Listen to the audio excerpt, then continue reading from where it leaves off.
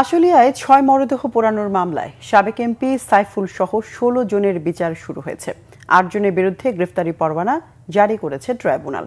এদিকে এই মামলায় রাজসাক্ষী হতে চান পুলিশ সদস্য শেখ আফজালুল হক। এ ব্যাপারে তিনি ট্রাইব্যুনালে আবেদন করেছেন।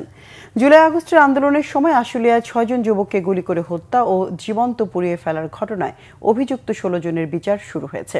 বৃহস্পতিবার আন্তর্জাতিক অপরাধ ট্রাইব্যুনাল ২ এর চেয়ারম্যান বিচারপতি নজরুল ইসলাম চৌধুরীর নেতৃত্বে গঠিত বিচারিক প্যানেল আসামিদের বিরুদ্ধে অভিযোগ গঠন করার বিষয়ে রায় ঘোষণা করেন। এর মাধ্যমে মামলার বিচারিক কার্যক্রম শুরু হলো। এর আগে গত ৭ আগস্ট প্রসিকিউশন তাদের অভিযোগ গঠন বিষয়ক শুনানি শেষ করে।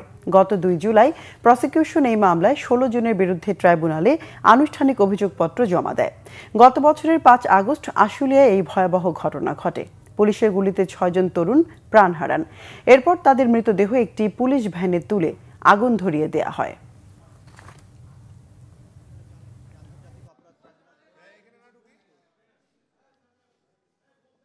৫ই আগস্টে ৬ জনকে গুলি করে হত্যা এবং অমানবিকভাবে পুড়িয়ে দেওয়ার দায়ে তাদের বিরুদ্ধে অভিযোগ গঠন হয়েছে।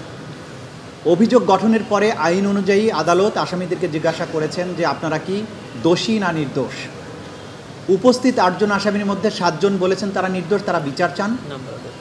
বাকি যারা পলাতক আছেন তাদের পক্ষে স্টেট ডিফেন্স লয়ার আছেন, তাদের তো আর জিজ্ঞাসা করার সুযোগ ছিল না।